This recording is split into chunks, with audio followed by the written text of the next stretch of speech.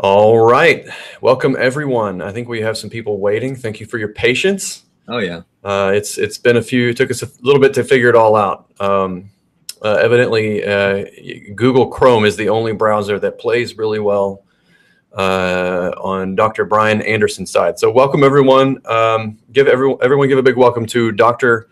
Brian Anderson. He's a good friend of mine here in Central Arkansas. He runs a practice. He's a clinical psychologist who runs a practice out of Little Rock, as well as a trainer, right? So that's how we know Brian. Brian keeps Elizabeth and I fit and healthy and not slovenly and unkempt. We haven't had a need yet for Brian's psychological services, but I suspect very, very soon, once all this, once I'm done with this Indiegogo campaign, Which is going very well, incidentally. It is going very, very well. So if you haven't checked out our Indiegogo campaign, it is Red Rooster Golden Age funding right now on Indiegogo. We crossed this morning 96K and nearly 1,600 backers, and we have 2 weeks left to go. So tell all your friends. Don't forget about it. Crow about it to all your friends, and yeah, go over there and buy our Clucking book. So The entire vernacular has changed with this Red Rooster thing. Well, I eat, live, breathe, and sleep in chicken puns. So that is my life now, I'm afraid. Great. Visiting chicken joints more often now, I suppose. But now I feel bad when I eat chickens. I've developed this close relationship. Okay. All right. So I'm going to try to monitor the chat. So Brian is again, a psychologist, renowned locally, expanding regionally and nationally. Brian is an ambitious fellow. Yeah, too much. Too ambitious. Yeah, and he's a good friend. Oliver Reeves says, "Doctor, does my brain look healthy to you? Can you diagnose Oliver across without seeing him from just from chats?" Oh yeah, sure. Why not? Right now. I'm not sure that's ethical. No. Oliver I can do it across TV. Why can't I do it across chat? Right. Take it to a new medium. Yeah. So yeah, we're going to keep it kind of light today, and Brian was one of few people that we gave a sneak peek of our Red Rooster Golden Age and subsequent issue 1 scripts to. These are first draft scripts. So Brian, you're gonna have to give it to me straight, man. I mean, yeah. I gotta be honest. I want to hear you talk more in real life, like you do in your script. Okay. Like in a good way or a bad way. I mean, it was really interesting. I like most, I guess, or like some perhaps kids read comics. I've got 2 young boys, and I see them kind of getting more and more interested in such things. So obviously, there's this thread between people that it really excites. But reading your stuff, I had to get a dictionary on some of these old-timey terms. Well, it's a period piece. It's set in the 1930s, but it's in a fantasy Americana world. So we're not using, we don't want to get like bogged down in the details of everything necessarily. This is it's a fantasy in many ways.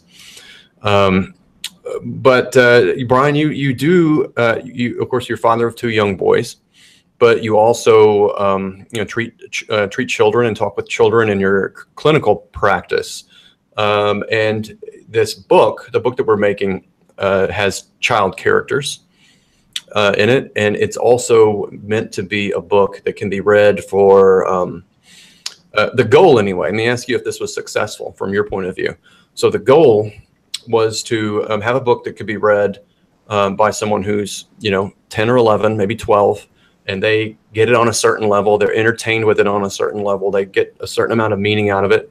Then you can read it again in high school, means something a little bit different as you're kind of coming of age. And then you can read it in college as you become a little bit more sophisticated. And then maybe you can read it as a dad, right, to even a younger kid, and have this you know, express, it means something to you as an adult, and then you can express it, that to a child. How did we do? How do we do that from your perspective as a clinical psychologist? Well, you know, it sounds like what you're trying to do here is recreate the great American masterpiece, right? Well, it's like Shakespearean, be able to read it on different levels. And I think to some extent you do accomplish that. You know, I think the visuals that are, you know, endemic of comics in general definitely help accommodate that. You don't have any visuals necessarily just yet. I know that you have all of your inserts and so forth to give the person an idea of what it's going to look like. And I try and read through those as you would a typical script. But as far as the verbiage goes in and of itself, I think it really kind of taps into kids' imaginations. I mean, even things like vermin eater, phantom footsteps, these things kind of just make a kid think, now what is a vermin eater? I can see what my kid would come up with. That might be a good clinical technique too, right? Just give them a piece of paper and some markers and say, draw me a vermin eater. Yeah. I'll pass it on and give you some inspiration. The slug mug is another one of the villains.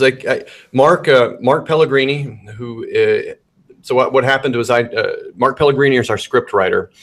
And so Mark, I came up with the basic bones of what the Red Rooster was and the world that he lived in, and then pitched it out to Mark, and then we developed this narrative together. So we worked together very closely to build the storylines and the characters, and then Mark has, you know, kind of took it upon himself to just write the script, and then I've stepped back and been in, since Mark has been writing the scripts, I've been more but like kind of an editor, producer, more of a producer role. Of course, I'm going to have to make all the art eventually once this campaign is over. Mark has done a fantastic job. Mark came up with a vermin eater. That was entirely his creation. We had to sketch out. We had a nice cast of heroes, but they needed to be counterbalanced by a great cast of villains. Mark is an excellent script writer, and I think, you know, we'll talk about that in a little bit. See what you thought about Mark. Now, you've never met Mark Pellegrini. He's a local. He's another Little Rock resident. He's a friend of ours. We met about 6 months ago or so, and then we just kind of connected right away. And Elizabeth noticed first. Actually, she said, "I think Mark has some talent and some good ideas. So you guys should get together." And so we did, and here we are. Mark is. You don't know this either. Mark is going to be a big superstar. So. I think Mark is going to end up writing a lot of books. He writes very, very quickly, and we'll plot very, very tightly together, like closely. And then I'll say, "Okay, Mark, I trust you to do the script." And then every time on every single page, there's something special. There's something unique that he's brought in that's beyond just our plotting session. So I'm very impressed with Mark. You'll be hearing more about Mark Pellegrini. Well, I mean, but go ahead. Your earlier question, I want to add on that end, because your earlier question, when I said that I had to kind of pull out a dictionary, it wasn't just, you know, of like words necessarily, but there were some references made to individuals. Mm-hmm. That as you get older, you'll be able to remember Elliot Ness, things of this nature, that I kind of conjure up images, already established images in your mind, and helps put the characters into context a little bit more, perhaps on a more sophisticated level. Yeah. Than say a 5-year-old's going to get, right? Or an 8-year-old or a 10-year-old. You have to have some education, perhaps. So I think in that way too, it kind of hits that multi-dimensional level. Certainly. Yeah, I don't want to talk to. I don't want to.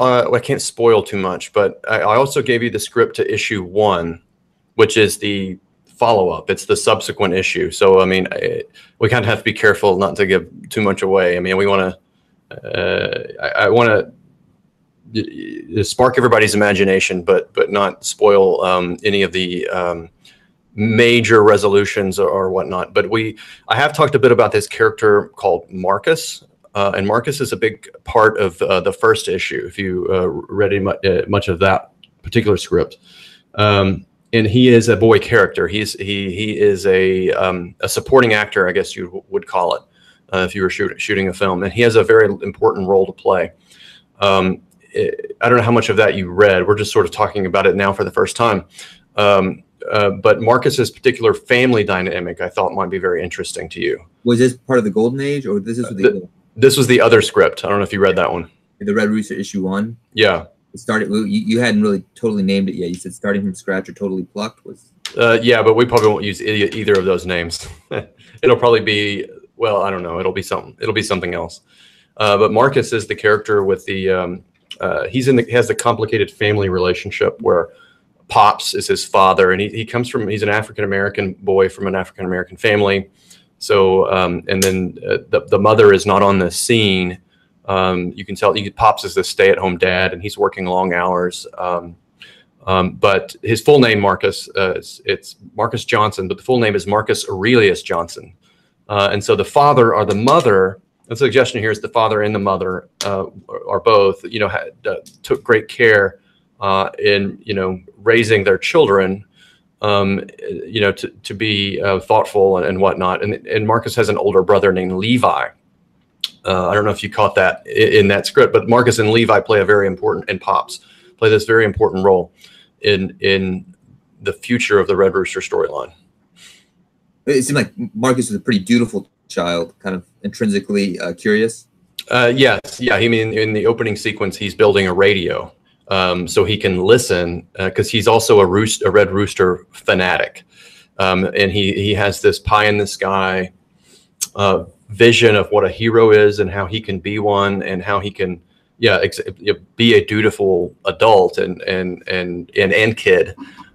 He's also a bit of a mischievous kid, but mischievous maybe in the right ways, right? Where you're pointing out the bad things, the things that aren't right around you, right? In ways that sometimes either like sometimes annoy or even unnerve the adults. Like a justice and fairness kind of like built into him. Yeah, absolutely. Yeah, and he gets that from these like Red Rooster broadcasts, right? So it's part of the resonance.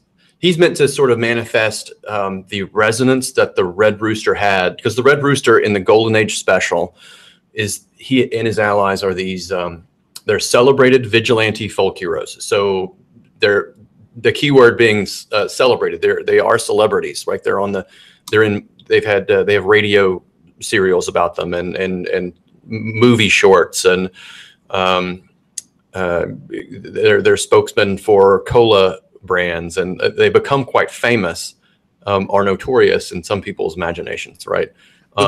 It kind of mirrors. I mean, it's something that kind of mirrors the early history of the comic book industry to begin with, right?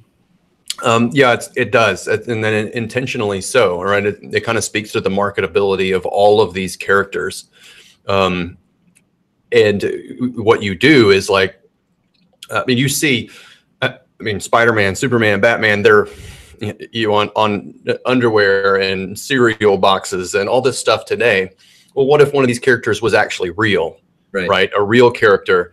And his face was on and his allies and his friends were on the faces for all these particular brands, especially at this time in the 1930s, where this is where this is all coming into being. This is the dawn of mass marketing and mass merchandising, right? So they're at the forefront of it all. So, what are the consequences of this, right? I mean, I think that's a question for you, Brian, as a clinical psychologist.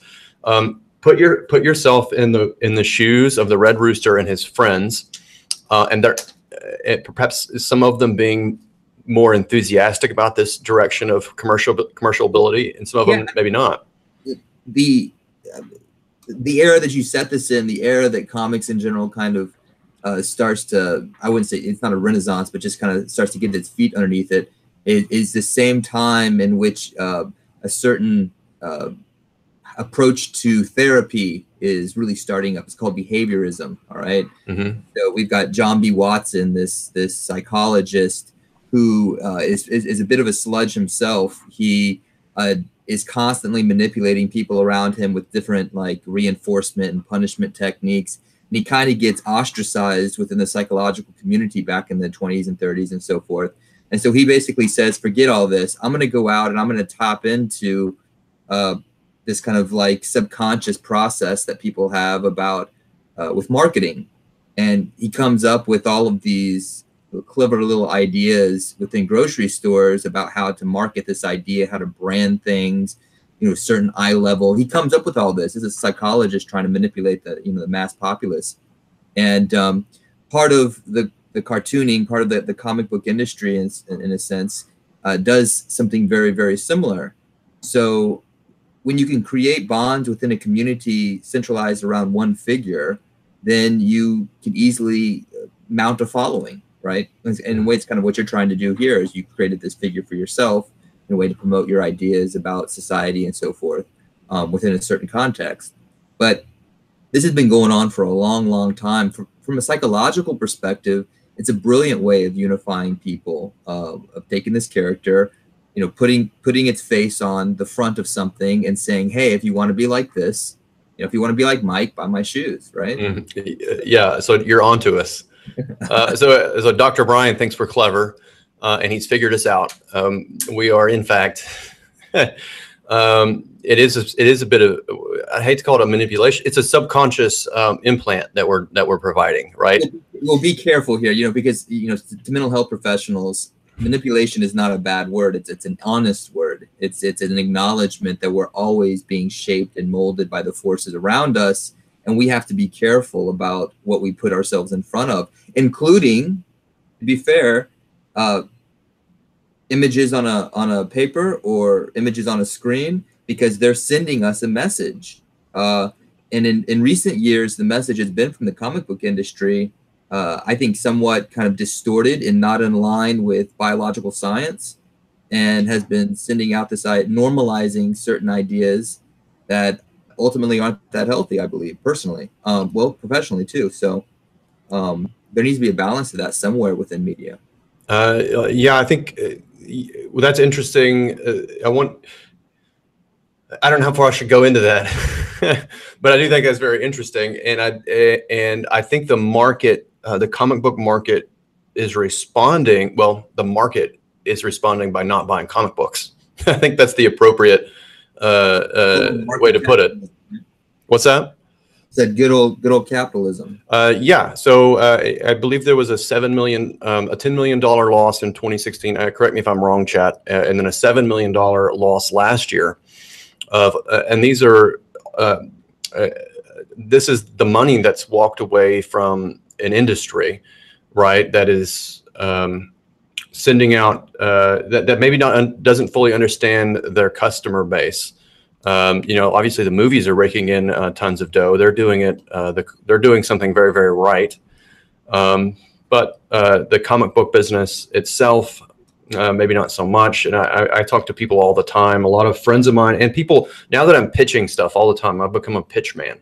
It's kind of weird, but I'm making pitches all the time. I'm meeting a lot of new people lately, and these people I meet, they sort of get it, even if they might have been comic book fans like years ago, but then they have like kids now, and they sort of see all this stuff happening on the periphery. They tend, of course, parents, as you are, you're always kind of watching what your kids are taking in, and so your eyes are always going to be open to that stuff. So parents are seeing the content change, even if they're not even directly going in and investigating it themselves. They just sort of notice it because you're watching like a hawk all the time, right? And in these days, as a parent, it's got to be really, really tough.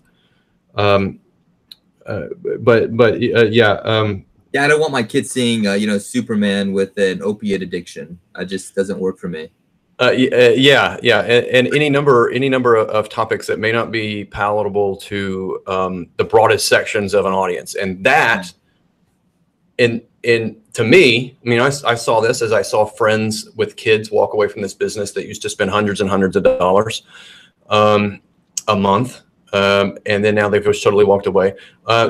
As a creator, I see that, and someone who's actually very interested in capitalism and markets and economics, myself and business, I see opportunity. I see opportunity everywhere in an absolutely massive way to present either a series of books or characters or franchises, and then to expose them, to serve an underserved market. And that underserved market I see is growing year by year by year.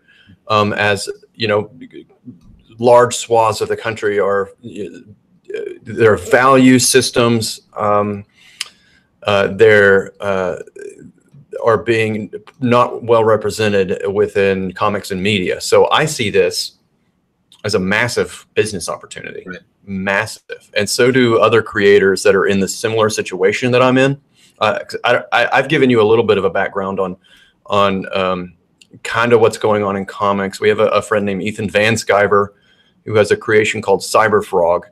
And Ethan and I have bonded quite a bit over the last several months because we're very much in a similar situation. And Cyberfrog has, he saw this same opportunity, this same thing, the same discussion that we're having.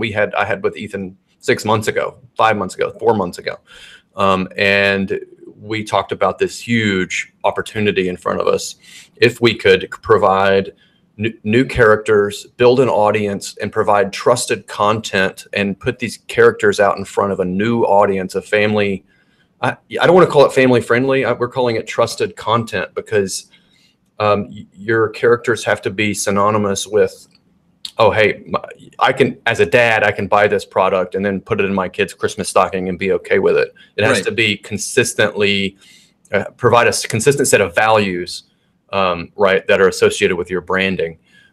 Anyway, that's the market opportunity we see. I don't know. How do you feel about all that? Well, I mean, I think that one major disservice let me back up here. I think there's this assumption sometimes with kids, or even adults for that matter, that more complex is better, that somehow we have this obligation to like over explain something and make exceptions to absolutely every single rule. And really kids especially, and I think as adults too, we don't want that. I mean, I'm not saying we need to engage in like black and white or dichotomous thinking so greatly that we don't take into account exceptions. But at the end of the day, we want a hero, we want a villain, we want a protagonist, we want an antagonist, we want a story of overcoming the monster, of a quest, a voyage and return, tragedy, comedy. We want things to be simpler than what the world really kind of allows us to have on a day-to-day level. And so if we're going to entertainment and we're actually finding a more complex world, why would you do that? And with kids, they don't need to have life lessons that they're going to be taught at 30, taught when they're 8. You know what I mean? Yeah. Well, yeah, we talk about destroying the parent brand trust relationship. That will do it. And it only takes one time. And then they'll tell all their friends, right? They'll go to their church or their school meeting, board meeting or whatever, and say, hey, watch out for this. This is what was in my kid's book. Right. Yeah. And then before you know it, 100, 1,000, 2,000, 10,000 parents have all heard the word, right? And then you've ruined your reputation as a brand. I'm doing a little work with a marketing firm here in town, and I was talking with the head of this firm just yesterday about there's our hierarchy of needs, right? That everybody kind of knows about. Well, this marketing, you probably know about this. There's an emotional hierarchy of needs, right? Have you heard this term, Brian? No, I'm gonna be honest with you, I haven't. Well, it must be some kind of fan of Maslow's hierarchy. It's kind of been disproven scientifically, but I think it's so we'll go with. Let's just keep. Well, I guess it's in the realm of marketing, so maybe it's maybe a thing of always shifting sand. But he was talking about this emotional hierarchy of needs. At the very top of the emotional hierarchy of needs, this is all like data tested stuff, right? At the very top of your emotional hierarchy of needs is the need. This is what you desire. Like your desires of emotional satisfaction. At the top of it is to see good triumph over evil, right? That's the prime thing that we want to manifest in the world and manifest and see on screen. And it doesn't, like you said, it doesn't need to be black and white. Like it doesn't need to be overly simplistic. But ultimately, good triumphing over evil, which is something you touched on, is like clearly defined evil too. I mean, not this nuanced evil that I think society is sometimes rife with, that honestly ends up provoking a lot of anxiety and people. Like, am I being evil? Could someone see me as evil now? But like clear evil, like even in the drafts that you sent me, that's clearly defined evil, right? Yeah. So Joe K had a comment. I don't think, and I'm going to try to pay attention to your comments. So I'm going to read the chat roll as we go along here, keeping an eye on it. Joe K says, I don't think many church-going parents would like Conan the Barbarian either. Maybe. Are Although, they non-denominational? That's yeah, it really depends on the church, I think. Some people, Conan is a carnal story, and the carnality is an aspect of, I guess if you're someone who believes in a maker, a god, then there's a certain aspect of carnality that is that we are imbued with. So I don't know. It depends on the church. Depends on the parent, I suppose. I think what people want. I think what parents. This is my thought, but you're a man with 2 kids. Let me ask you. The parents are most concerned about having their children instructed or programmed in a certain way that is not congruent with the values, your values, and the values of the community that you're in. Am I correct on that? Yeah, I mean, I think it's instinctual to want your children to carry down as much of you as possible, as selfish as that is. And if that includes the kind of entertainment that you enjoy, then it's going to rub off somewhat, but they're going to have their own forms of entertainment. It's funny you bring this up because just this morning I was watching my boys play, and one of them did something to the other one. I don't remember. And I try and like say, hey, reason with him morally. And what I discover is that I'm actually talking to him on a much higher moral level than what he's capable of. So dumbing it down so that he gets that might doesn't make right all the time, that there are certain situations in which you have to think a little bit more deeply about it. And keep in mind, it's like a 6-year-old. So, so really what I would want for my kids is be able to recognize a deeper sense of moral obligation ultimately, and just hope that that's going to be enough to guide him. And comics and the different stories that we tell through comics, I think kind of helps establish a moral code for a society in many ways. Hence, back to my comment earlier, we have to be really careful about the morals that we're propagating. Now, there's a huge debate around the whole idea of morality. It's been going on since the dawn of time, so we don't discuss that here. But as far as the general principle that we have to be aware as parents about what we expose our children to that helps develop their morality, yeah, we want to put something in their stocking that's going to do that well, at least on a very clear level. So one of the pitches, like I said, I've become a pitch man. One of the things I include in a pitch is the universal need for storytelling, because oftentimes as a culture that is sometimes we're in a weird culture. Like America is an artistic country. We create such beautiful and new styles of artwork for the world to imbibe, but also we tend to invest, like in schools, although it's different from state to state and place to place. But I believe we're coded. We have this. It's not a expressions of stories in art is a need that we all have, particularly when we're at a certain age group, right? So it's that age, that coming of age, those coming of age years from basically 10 to 13, 14, 15, and then, by then you're kind of running off with your friends. But there's a certain period of time where children are coming of age and they're sort of hardwired to receive stories about heroes, right? There's a reason that, I just could imagine, I picture, the steps of the Parthenon, and there being a couple of wizened old storytellers, with a step full of young 12-year-old boys and maybe girls too, or girls are getting a different set of stories. But the need for telling these stories is to tell the children who are primed at this age to learn about stories of heroes and idolize stories about the gods or whatever, and Odysseus and everybody else, right? They're primed for these things because they need to learn. They need to know what the accepted patterns of their culture are for heroism, right? Because every kid hopefully, unless they're completely, raised decently well, they all aspire to do something heroic. They all want to believe that all the cops are good, that their state is the best state, that their town is a great town, that their teachers are good teachers, right? That that the people in their neighborhood are good neighbors. You know what I mean? Like they're all the adults in their world are responsible and charged with taking care of the community. And so they all want to grow up and reflect those values so that they can ideally grow up and be positive and contributing members of the community, taking care of the youngest generations, the next generation.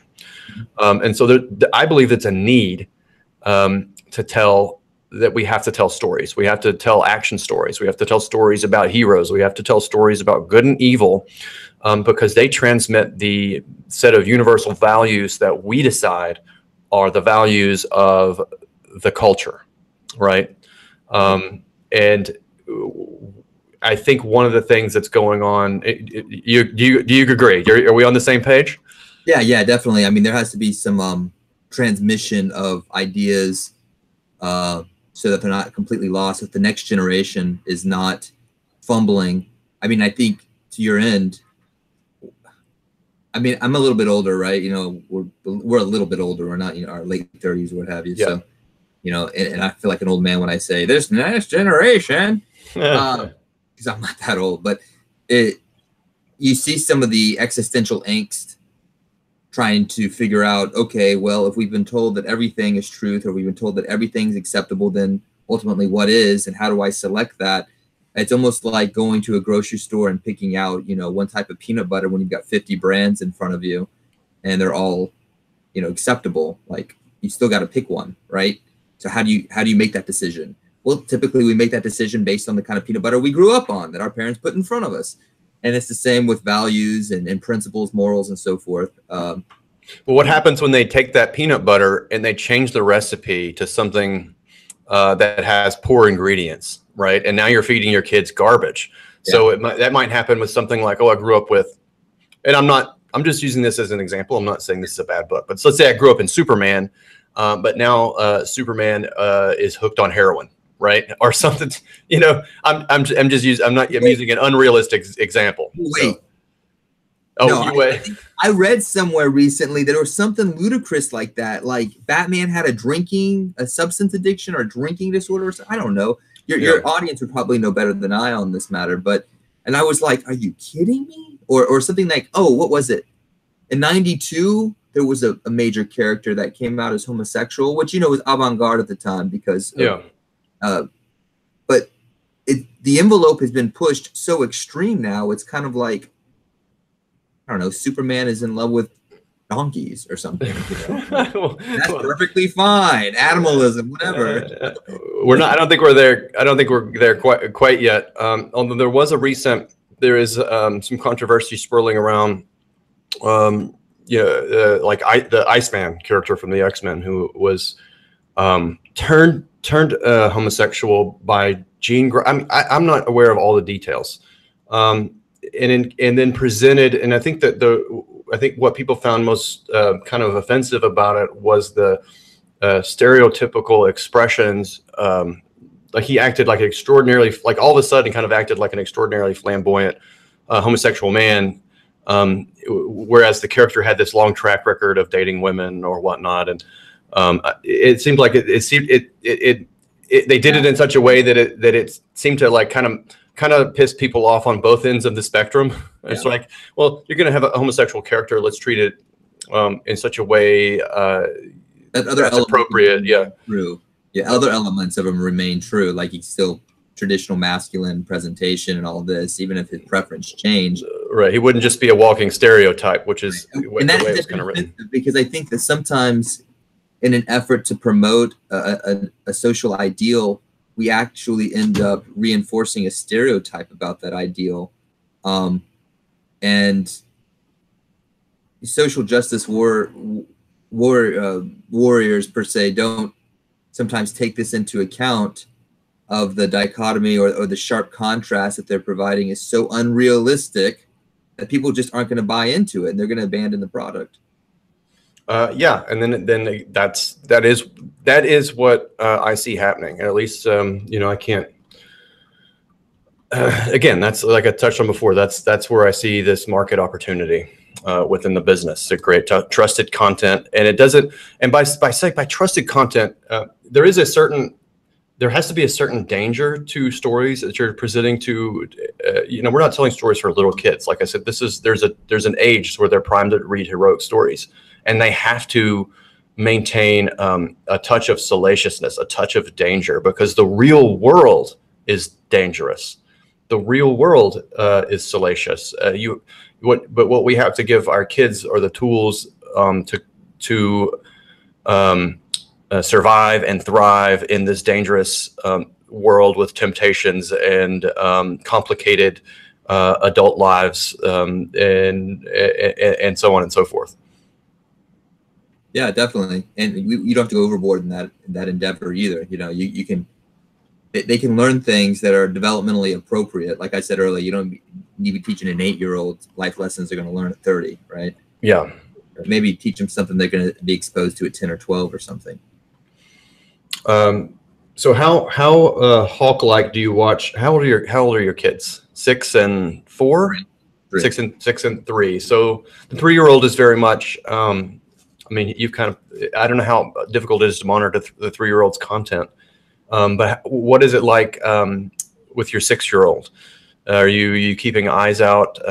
Yeah, you know, I feel like a fuddy-duddy because I didn't really grow up on like entertainment. I didn't really grow up like with a Nintendo. Even all my friends had a Nintendo. I didn't have a Nintendo. Didn't have cable in the house, things like this. So it's just not highly valued in my life. But when he starts running around and like he's trying to be a Power Ranger, right? I'm like, where are you getting Power Ranger from? Like, Power Ranger? Why are you gonna be Power Ranger? And then Power Ranger is, you know, castrating a dinosaur, and my kids are over there banging their animals on top of the head, saying, "I'm gonna smash your brain in. I'm gonna smash your brain in." And I'm thinking, like, where did this come from? I talk to my wife about that after they're in bed, you know. Never in front of the children. No, I'm just kidding. Yeah, so you wonder where they get it. They love Power Rangers, though. I mean, yeah, I'm trying to figure out that because I have nephews that are about the same age. They're 5 and 2.5. And the 5-year-old freaking loves Power Rangers. And I'm like, well, and dinosaurs. Power Rangers and dinosaurs. Yeah, that's a weird combo, isn't it? Yeah. Completely different eras.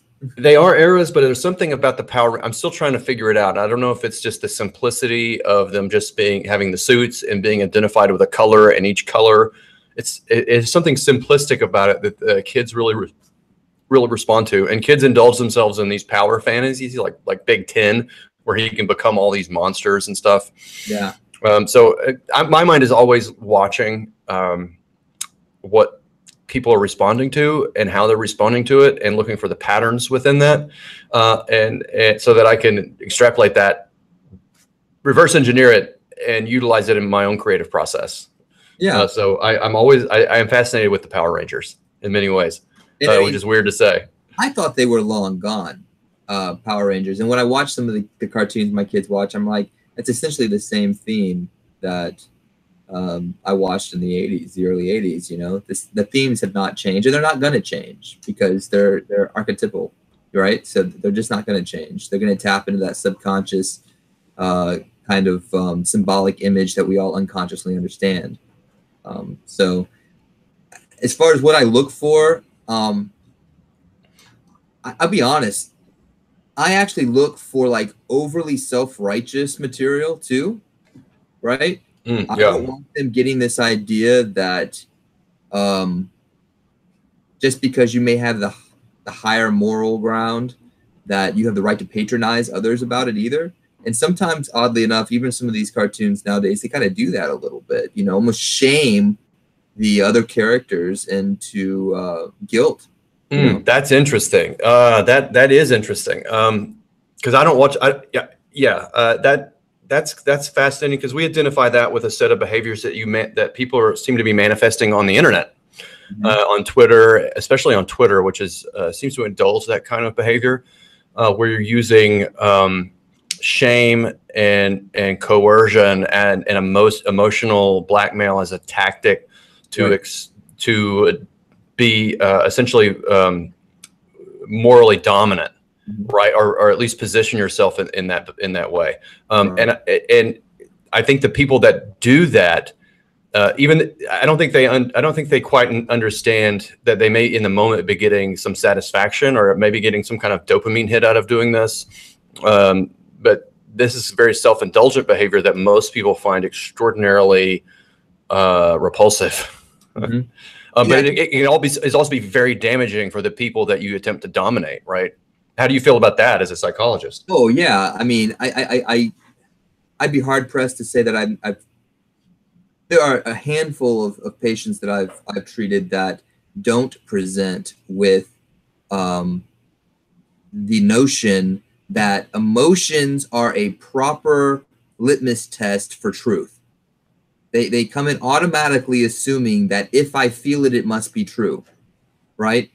And that's an extremely dangerous approach to life. And I am not one to obviously discard emotions, but there has to be a proper balance between critically thinking about something and still being in touch with the emotional quality of it.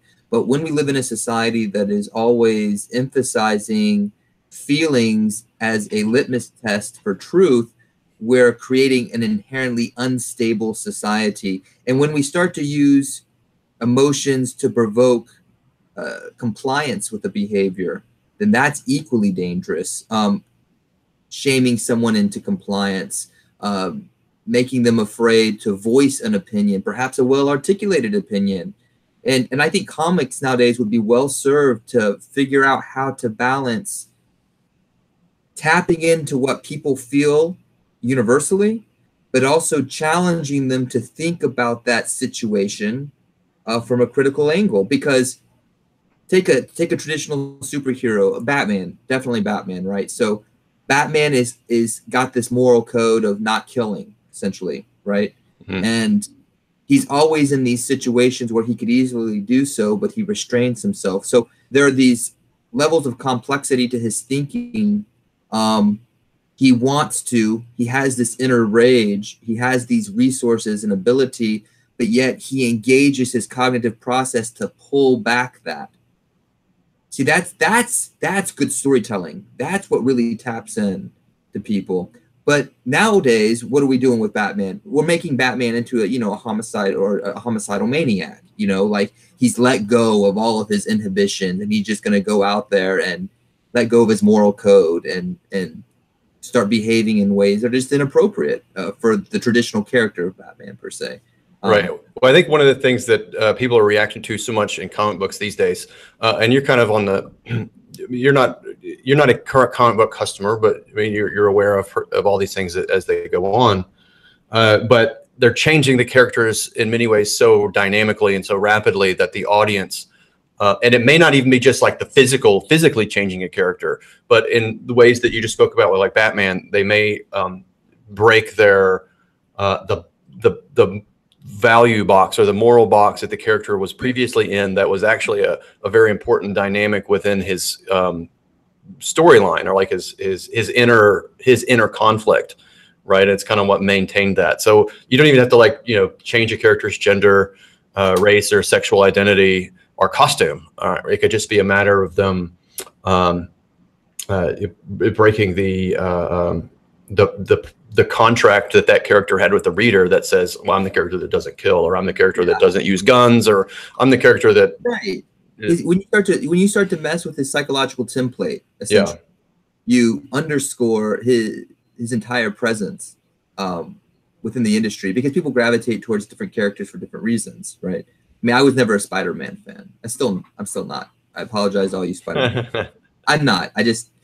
But I personally always been more attracted to Batman and a little bit of Superman's elements, and I'm sure there are far more nuanced characters out there that I'm not aware of. But when you start to mess with their psychological template, you lose the uniqueness of that person, that character. And after a while, you just walk away because what more is there, right? If Batman's going to go ahead and just, start shooting everybody, then why not I? Why not I just become disinhibited, right? Yeah. I'm looking up, I'm trying to find this segment. I think it was Batgirl. I may have too much trouble finding it. Something about Batgirl, you say? Yeah, well, it was a conversation between a set of characters. You might find this particularly fascinating, where one character was trying to conceive, and it's a transgendered character in a DC comic book. They spent a page talking about how the doctor that they went to, the fertility doctor, misgendered them. Okay. I was going to read it to you, but that's the gist. I can't find it right here. I will have to show you this tonight when we go to dinner, because I think you'll find this very interesting. Again, going back to, like, content that might be, definitely not like ready for. I mean, how would you feel if your 9-year-old or 10-year-old asked you about this? And second of all, how is this even very entertaining? They're like sitting around, kind of moping about this experience at their fertility doctor, and that misgendered one of these characters. And I don't even know if the character was male or female. I wasn't paying that much close attention, but I did read it and think, first of all, that seems highly inappropriate for a comic book. If I was in charge of a comic book company, which I would love to be. And also, it's very boring. It's extraordinarily boring. Yeah, of course it's boring, because it's something individuals have to wrestle for themselves. Maybe with the help of a therapist, maybe not. Whatever. But it's something that people have to kind of come to grips with themselves. And I'm not saying that comic books are certainly not an appropriate medium to kind of push the envelope every once in a while, but Absolutely. it has to do so in a way that is non-stigmatizing, that it doesn't exclude people in a sense. You can discuss very complex topics in an open-minded way. It sounds like what you're describing is that we have two characters here that are looking for reasons to have a sense of injustice. Yes, that's nail meets head. And the other side of that is that, yes, comic books is appropriate. A comic book is just a medium, so the message can be absolutely anything. But then you have this separate institution called the brand, and the brand is your trusted relationship with your consumer, right? So if you start messing with the characters and the storylines, then you're going to do damage to the reputation that is your brand amongst the consumer base. And right. So you may have a brand of comics that is particularly, well, I mean, DC Comics has Vertigo, which is more of an adult line of books, but there may be particular comic book publishers that only do this kind of material. Just when they start, it's the propagation and marketing of it, and it seems to me like maybe not, from my point of view, perhaps on editorial, they're not making the wisest choices from book to book. I'll leave it there. Yeah. You really have to have your pulse on what the reader wants at the end of the day. You can find more sophisticated ways of trying to push the envelope. If you're going to abandon entertainment, though, and you're going to just write boring material, then how can you blame people when they want to walk away for something, less cumbersome? You can't at all. You got to kind of accept that and change or die, basically. Elizabeth, ask and you shall receive. Elizabeth sent it to me in text message. So everyone say hello to Elizabeth. She's lurking in the chat. It will make this an interactive experience. So Elizabeth, you want to pipe in? Say hello to everybody? Anyway, you guys can say hello to her. She's watching. She's always watching, always. She is my watcher on the wall. Like she watches everything like a hawk. And she lets me know when people are misbehaving on the internet. Yeah, she's awesome. Okay, so we've talked about the industry a little bit. Let's let's talk a little bit more about Red Rooster Golden Age. If you haven't backed it yet, tell your friends, check out the campaign. The link is in the description. We are trying to build, we're trying to serve an underserved market. We're trying to serve you, the beautiful, amazing, and happy customer. We want to give you a product that you can enjoy, and then you can enjoy with your kids at a certain level. And we're trying to create a beyond Red Rooster Golden Age. We're not just, this isn't a cash grab. We're not Nurkish and Cecil. Inside joke there, Brian. So this is not a cash grab. We are trying to build a proper institution that can create bootstrap comic books and new content. Maybe we won't use Indiegogo forever. We'll see how it goes. But this is the seed capital for many future projects. So if you believe in what we're doing, if you've enjoyed the kind of stuff that we're talking about here tonight, about issues within the industry, issues within culture, and then steering it in such a way where our trusted content is available to as many people as possible. And then we can continue to produce books just like Red Rooster Golden Age, and the Futurists, which we're going to fund now, thanks to you, the amazing customer. Yeah, go back our campaign. Tell your friends about it. Tell them how important what our mission is beyond just this book. You're getting. I think we're going to try to give you as much bang for your buck as possible with Red Rooster Golden Age, but it's more. I think it's more than that. I think we want to make these books extremely valuable to you, so much so that you don't want to ever sell them. But we also would love for them to become collectible. That's the idea here, making them very, very, very special. We want to make sure that you own a piece of culture and comic book history, both with Red Rooster Golden Age and Cyber Frog and Lone Star and Space Force and all the cool Indiegogo books.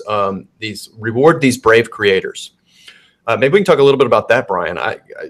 I've spoken to you a little bit about some of the dynamics within the business, some of the things that maybe Ethan Van Sciver who you haven't met yet, but you will. He's gonna take another trip down here in a while. Maybe we'll go to dinner. So let's talk about the risk that we've taken, because in this world, comics is a small industry. Guys like Ethan and myself and Elizabeth have stepped out and are creating bold, new content for an underserved market. That doors are shut to us now. Does that seem weird to you, Brian? That we stepped out and did this, and we know that some doors are closed forever, just for going our own way and doing it this way. How does that strike you? Well, I mean, it seems to me that these are doors you wouldn't have walked through anyway, just by the mere fact that if they're going to be shut, then that's a very clear indication that they are not suited to your value system. And distress is really the byproduct of not following your value system, either because you don't know what it is, what you truly value in this world, and you're kind of floundering, or because you're choosing not to follow it. You have other forces pulling or pressing on you from other angles that don't allow you to live a value-laden life. In my experience with people, when they choose to make risky decisions, even if those risky decisions don't always pan out, then there's a certain degree of insight and self-awareness that they discover on the other side of the risk that is well worth whatever they may have lost. You guys are typically so busy anyway. I know that. You're always doing something. That's for sure. And that's just not, like a kind of like a small business cliche. This is really the real deal here. You guys seem to work all the time. And so I know that it's more than just a financial risk. It's more than just a time risk. It's an emotional risk of sorts too. What you're putting yourself out there for is, this is something we want to serve with. This is something we want to give people. We want to meet a need. This is almost like an existential voyage too. So like if it doesn't pan out, it would only be natural if you had some deeper questions about your kind of purpose and place and so forth. But like I said, in in my estimation, at the other side of this, most people find the reward was sometimes very different than they originally anticipated, but always well worth it. So, I mean, I just want to encourage you guys to keep on doing it. But I'm a bit of a rebel myself. So that's kind of how I see it. Oh, on that note, actually, like, so this morning I had a session with a woman who's considering divorce, and she just stopped and she's like, you know, I have never known anyone after getting a divorce to be like, man, I wish I hadn't gotten the divorce. So what's really stopping me from this? You know, like, why don't I go out there and just do it? I won't divulge the rest of the conversation, but I think if more people live their life not motivated by fear, then we would find a lot of untapped talent being used, right? Yeah. Right? That wasn't Elizabeth's morning appointment, was it? Well, you know, man, I'm just teasing. Of course not. Elizabeth's not going anywhere. I'm not going anywhere. We're together for life. But that kind of makes sense about like not trying to be motivated by fear, being willing to take risk, and what you get from that. Yeah, what's interesting is that I know Ethan and I both, we get messages from up and coming creators, established creators who are fearful for just, you know, say the wrong thing and then be castigated on the internet and have some kind of smear campaign run against them. They're fearful to step out on their own and do what we've done because they know some doors are going to close. Ethan and I'm driven. I'm very, and I'm not necessarily risk averse. So I kind of saw the changes within the industry over the last 4 years or so, and already had some content baking in the oven. And I'm like, okay, I've got to do my own content. It's a dream of mine anyway, so I'm going to do it now. I was just sort of waiting on all the perfect storm to manifest, which it is now. Ethan had basically a campaign waged against him online. That was very unfair. Yeah, I told you a little bit about this. Have you shared this with your audience? They would know this. Ethan and I would share kind of a large crossover audience, so they would be very, very well aware of what happened on Ethan. He's been very open about it on his channel. If the audience hasn't, they can go dig through his videos and read about it online and find out. Essentially, he, in some ways, pushed out, not fired, but like just it came to a point where like they had to, you know. DC was they were getting a lot of pressure, and he just decided it was his time to do Cyberfrog. And then he actually, they decided not to renew contract, and he even left an issue early and said, I'm just so ready to get out of here. And now he said, and then he started drawing Cyberfrog pages and writing the Cyberfrog script, and then launched his Cyberfrog Kickstarter, which at the end of the first month raised $400,000 in pre-orders. And I talked to him, and he's just like, I've never felt better. It's like you're kind of, I've used this metaphor before. It's like you're in a cargo plane, and somebody just has pushed you out, and you've got a parachute on, but you've been thrown out of the plane, and you're in this moment. You're in this moment between you've been pushed out of a plane. It's sort of inevitable what happened to you. So the fear is kind of that part of the fear was like taken from us. Right. But now we're in this moment where like, what happens if we pull the ripcord? Does the chute open? Like, are we going to be okay? Right. And so we're actually pulling that ripcord right now, and the audience is manifesting underneath us. We're going out on YouTube. We're presenting our stories. We're presenting our characters. We're presenting our narratives, and engaging with the audience in a positive way. That contrasts with a lot of other types of audience engagement going on in comic books, and the results have been phenomenal. They're backing. I mean, we've raised $96,000 in 2 weeks for Red Rooster Golden Age, and we've got 2 weeks left to go. And I'm going to hustle, and so is Elizabeth, and we're going to make a beautiful product. And we feel more excited about it than ever. And I know Ethan feels the exact same way, as do other creators that are stepping out and doing this kind of thing. Ethan completed the metaphor. He said, yeah, we've been pushed out of the plane, but the plane was headed for the side of a mountain anyway. So they did us a huge favor. Right. And I think that's very, very true. It So it took the fear away. Yeah, it clarifies your stance when you only have one option in front of you, do or die. And there's actually been good psychological research on this, that there's a certain degree of stress that an individual needs that can provoke a much higher quality product in the end run, whatever that product may be. Not, in this case, it's obviously a business development thing. But in terms of making decisions, having a narrow set of decisions can produce a higher decision-making capability. So that would be something anyone in your audience could do, is if they are feeling overwhelmed or they're feeling afraid, is that they can try and narrow down their options based on what they truly value for themselves, instead of standing back and looking at everything, fearful that one decision or the other is going to be the doom of them. And that's just not true. And in some people, for some people, this getting pushed out of an airplane sort of situation is a do or die thing. And they're able to harness things inside of them that they didn't recognize before, right? That's been my experience. I mean, yeah. It's like a year ago, I didn't think we could raise $30,000 in a crowd fund or something, and that's barely enough. That's just enough to get that is not really enough to make anything out of it, other than to get your book and your ideas out there. But now we're in a place where the response has been absolutely massive, and I think it is because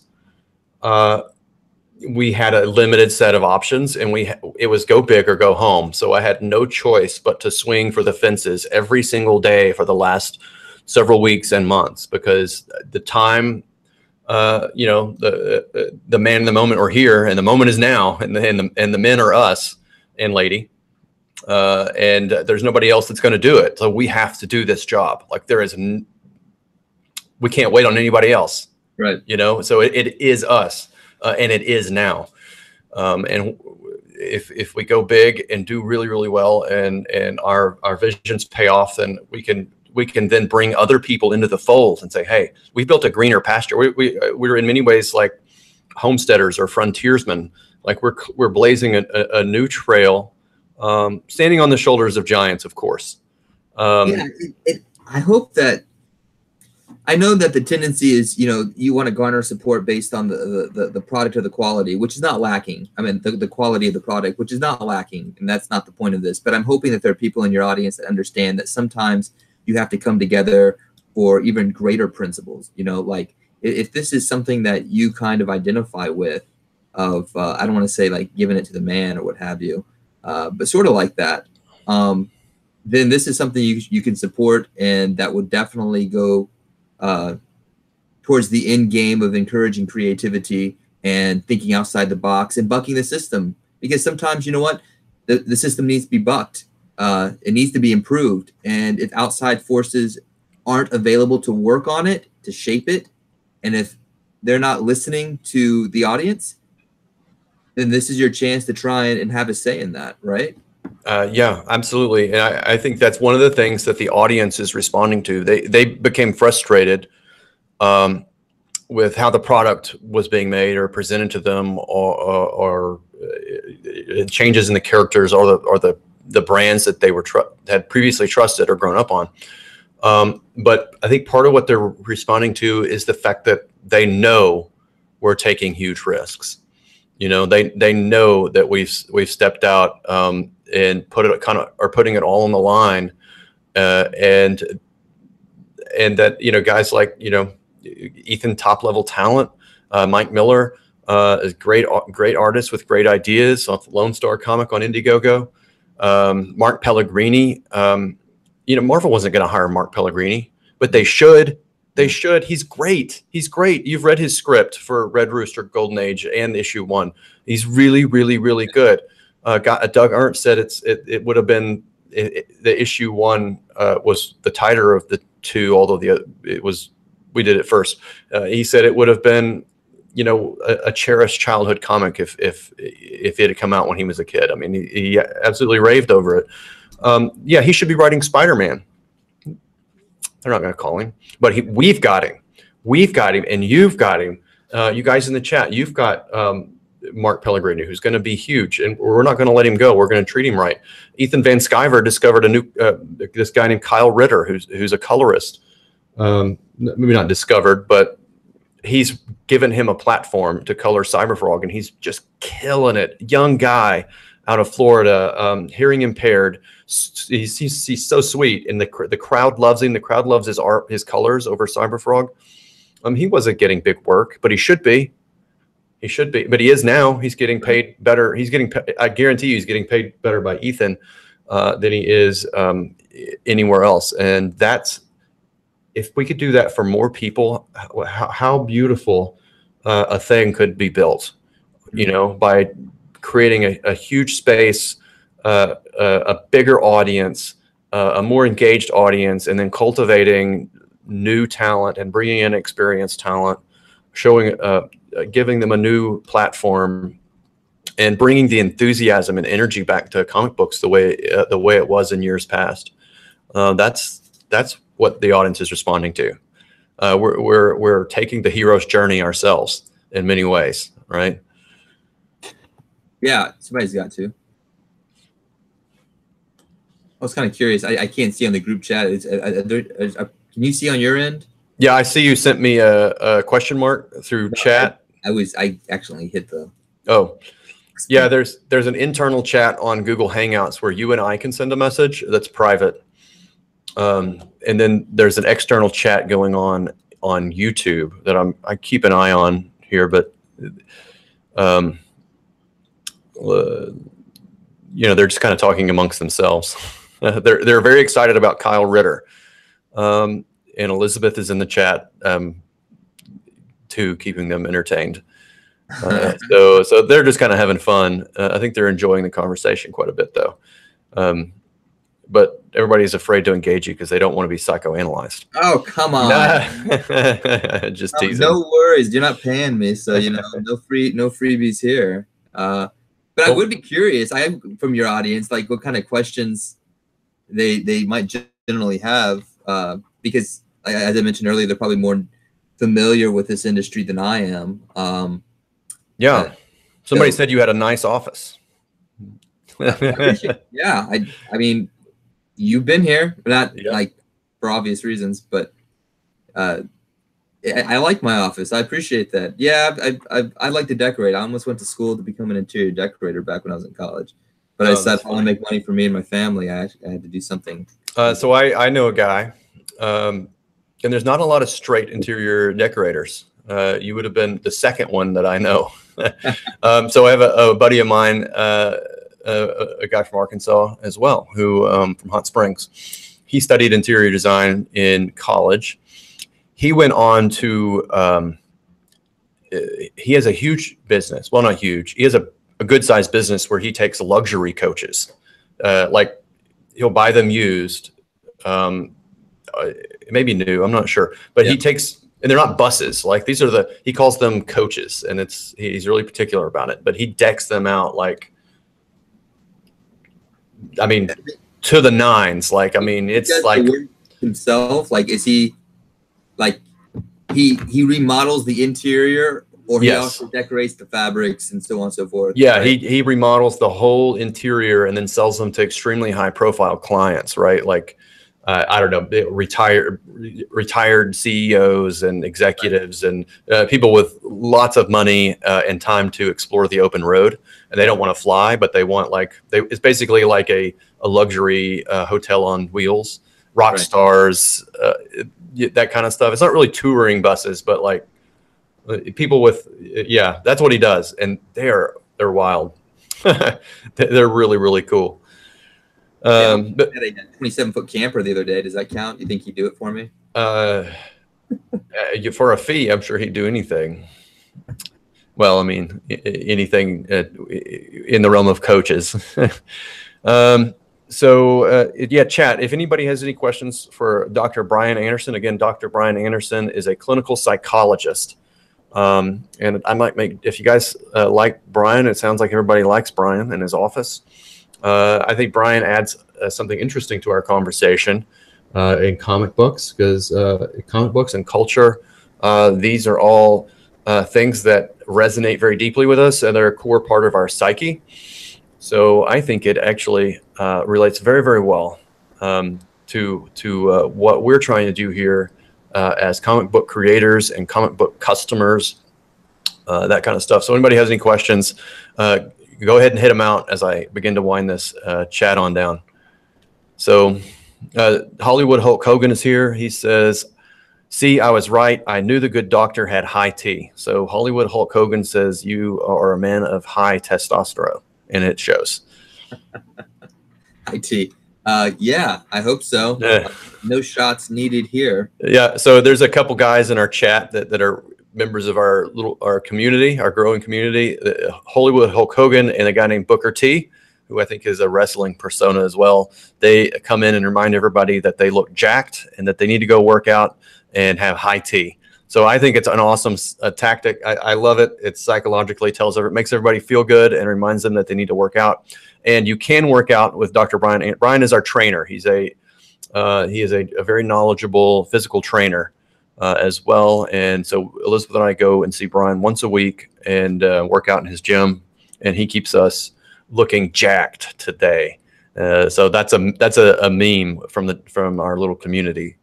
So Brian, you're looking real jacked today.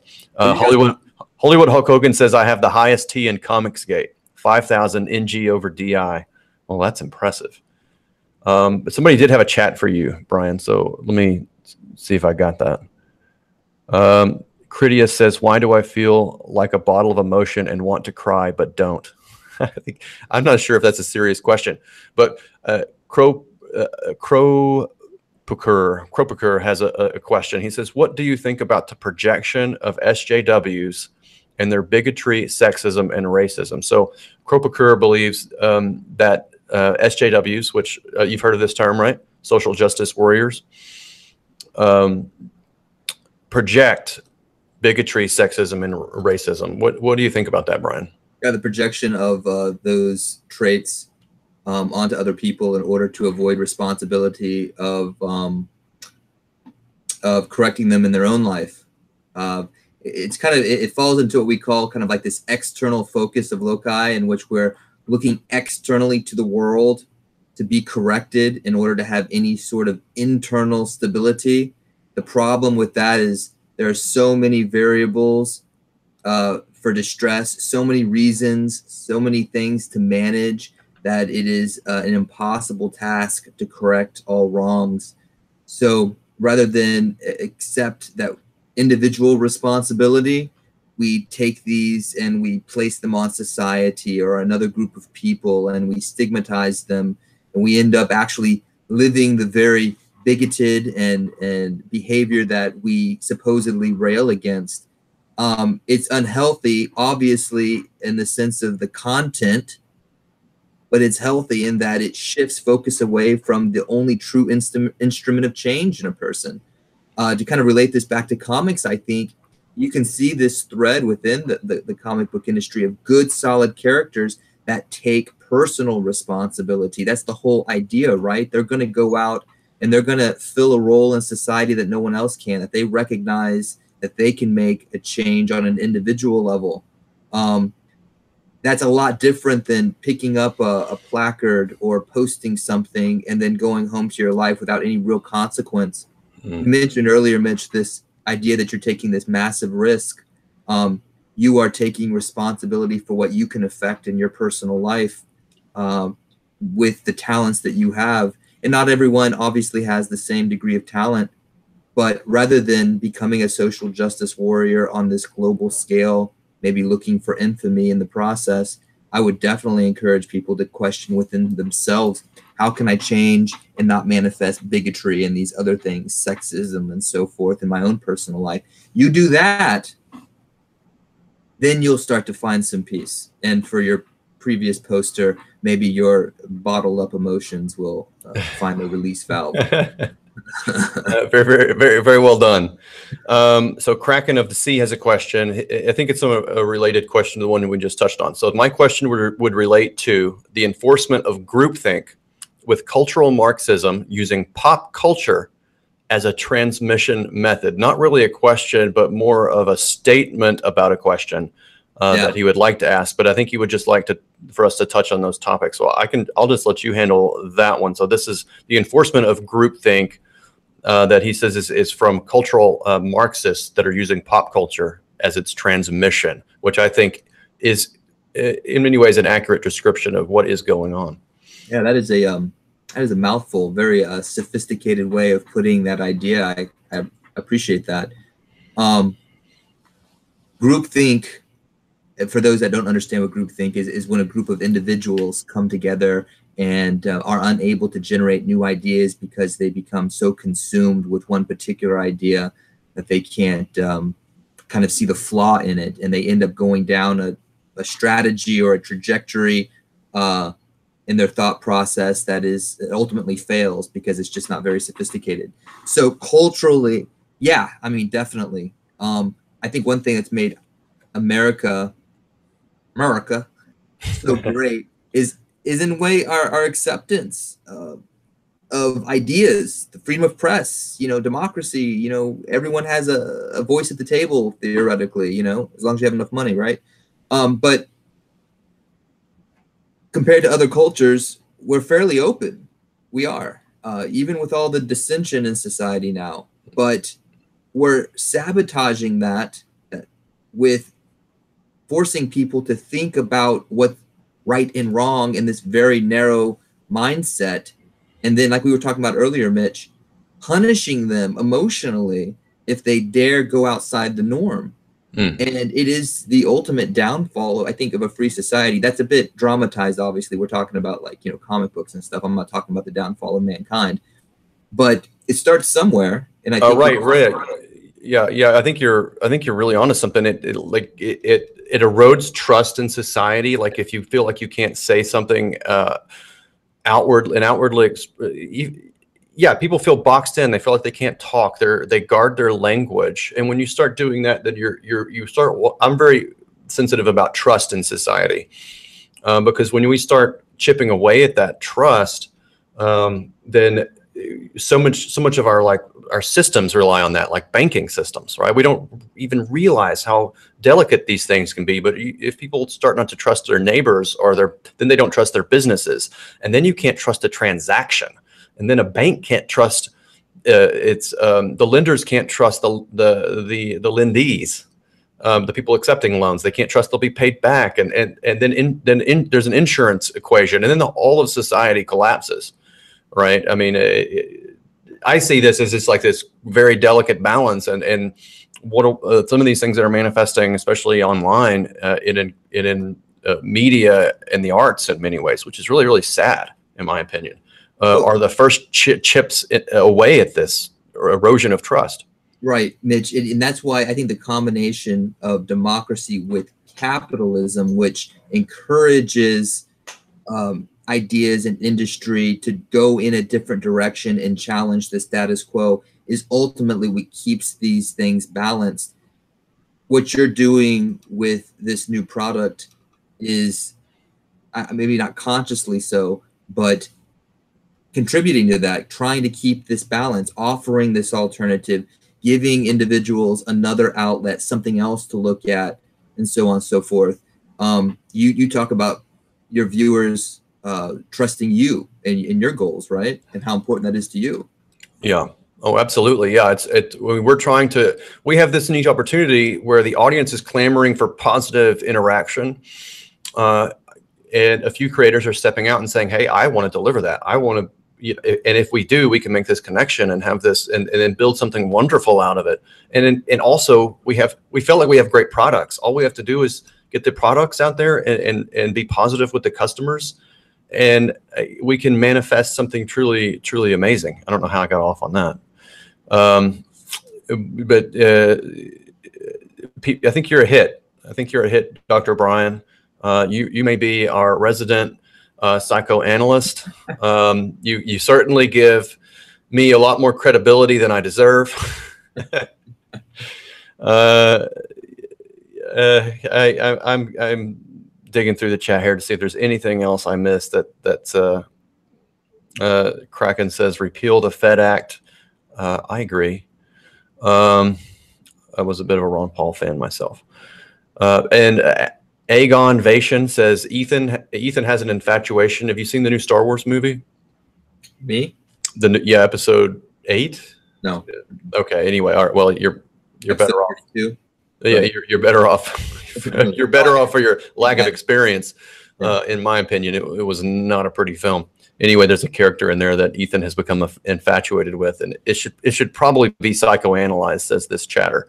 And I agree, but this is probably a very long topic since the good doctor doesn't have any context. Okay, I think we're winding down here. I think we've answered a couple of really big questions at the very end, and I think you did a great job with it. Everybody else in the chat has enjoyed it. Chat, thank you for coming on. If you want to hear more from Dr. Brian Anderson, he runs a practice called Integrated Psych Solutions. If you're in Central Arkansas and you need psychological services of any kind, or physical training, muscle building, Brian can also do that for you. So if you're in Central Arkansas and you need either of those two things. Yes. I got this quick question. Maybe you want to put it to your audience. Remember when we were talking the other day about this platform being used to kind of answer people's questions that they might have privately, like private questions in a public forum sort of thing? Yeah. This doesn't have to be answered now, but I am kind of curious, since it's a nice bit of market research, perhaps, of what if people would actually utilize that. I guess it'd have to be like more of a private chat situation, but going on and talking to people about their ideas and kind of having a discourse about that. I don't know. I think it'd be really cool. I don't know if there's any clinical psychologists that use live chat interaction. Maybe there is. I mean, YouTube is a vast network of content creators, but it does seem like a really awesome way to get to propagate, to help people and propagate your set of knowledge base and ideas and values out to a large audience and build some reputation. So somebody said BitChute. I've heard of BitChute, but I don't know exactly what it is. BitChute, no. Edwin Boyette has a question. Is part of what we are offering performance-based services oriented at optimizing some particular characteristic or trait? I didn't quite get that one. I didn't get that one, Edwin. He, not we. Is part of what he's offering performance-based services so are you offering, Brian, performance-based services oriented at optimizing some particular characteristic or trait? Is that part of the smorgasbord of services you offer? Yeah, I think it's kind of referring maybe like a little bit of life coaching in a sense. Like I think so. Yeah. What I liked about Brian's practice. Build insurers for life coaching. I'm just kidding.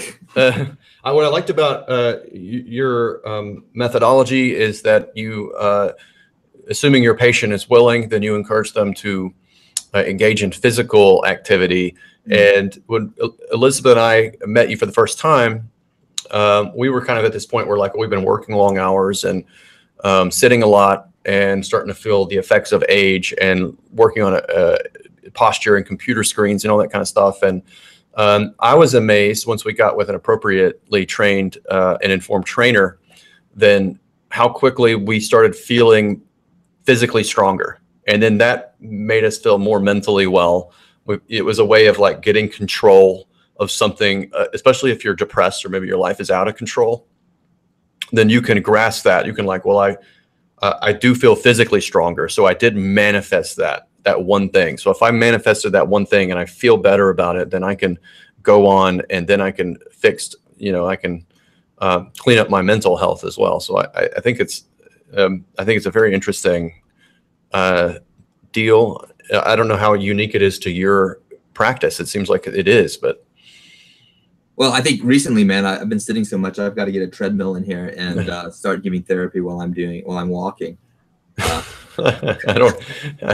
I guess maybe you could set 2 and you could have walk-based therapy. No, I'm serious. Yeah. Let's take a walk together and let's have a talk and walk. Yeah. That's kind of interesting. 70-inch screen in front of us. That's, like walking through the woods. There you go. Well, you could put on virtual reality headsets. Oh man, dude, you are breaking ground. I like this. Oh, we'll talk about this more tonight. Okay. All right. Well, I've patented it already. So yeah, I'm just kidding. I haven't, but I'm going to. Now, you had one bio already. Yeah. Okay. Everybody, thank you. Thank you all so much for showing up. We had quite a few people here on a Saturday night, so that is awesome. Give your love to Brian if he wants to. If you want to see him come on and do more chats like this, I think comic books could use a resident mental health expert. So buying some, aren't I? Right? Yeah. All right, guys. Go check out Red Rooster if you haven't already. Tell your friends about it, please. We are trying to cross 100K before the weekend is up, making a big push. Crow about it to all your friends. Dig up some scratch and peck those keys and rise like a new dawn. Red Rooster Golden Age on Indiegogo. Thank you, Dr. Brian. We'll see you in a little bit. And I'm going to stop the broadcast, and we'll have we won't be live, and we'll chat a little bit. Okay. All right. Good night, everybody.